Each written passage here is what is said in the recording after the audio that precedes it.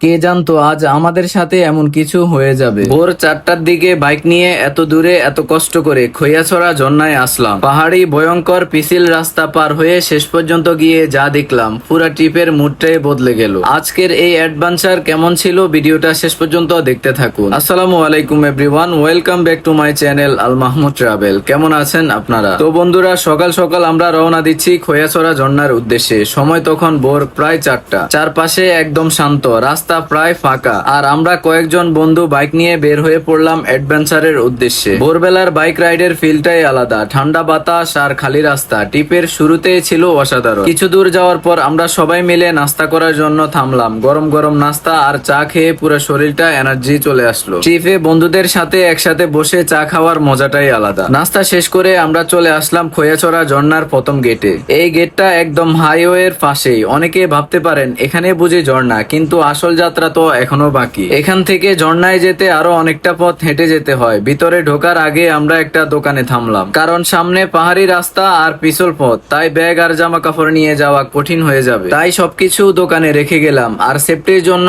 এখান থেকে লাঠি আর হ্যাংলেট নিয়ে নিলাম, কারণ সামনে রাস্তা অনেক জায়গায় ভয়ঙ্কর পিছিল। এরপর শুরু হলো আসল অ্যাডভেঞ্চার। পাহাড়ি আঁকাবাঁকা রাস্তা, ছোট ছোট ঝিরির পথ আর পাথরের রাস্তা। পুরো জায়গাটার ফিলই ছিল অন্যরকম। কিছু কিছু জায়গায় এতটাই পিছিল ছিল যে ঠিকমতো হাঁটাই কঠিন হয়ে যায়। একজন পিছলে গেলে বাকিরা হাসতে হাসতে শেষ। তবুও সত্যি বলতে এই কষ্টটাই ট্রিপকে আরো বেশি মজার করে তুলেছিল। অবশেষে অনেক পথ হাঁটার পরে আমরা পৌঁছে গেলাম খৈয়াছড়া ঝর্ণার কাছে। সারা রাস্তা শুধু ভাবতেছিলাম আজকে অনেক ফানি থাকবে আর দারুণ মজা করব, কিন্তু ভাগ্যটা মনে হয় আজকে একটু বেশি খারাপ ছিল। গিয়ে দেখি ঝর্ণায় পানি একেবারে কম। প্রথমে একটু খারাপ লাগছিল, এত দূর আসলাম, এত কষ্ট করলাম, আর পানি এত কম। তবুও আমরা সবাই মিলে অনেক মজা করেছি, ছবি তুলেছি, হাসাহাসি করেছি। আর আসল কথা হলো ভ্রমণের আনন্দ শুধু জায়গাতে না, বন্ধুদের সাথেও থাকে। তো গাইস, ভিডিওটা যদি ভালো লাগে তাহলে একটি লাইক, কমেন্ট, শেয়ার করে পাশে থাকবেন। দেখা হবে পরের কোনো ভিডিওতে। আল্লাহ হাফেজ।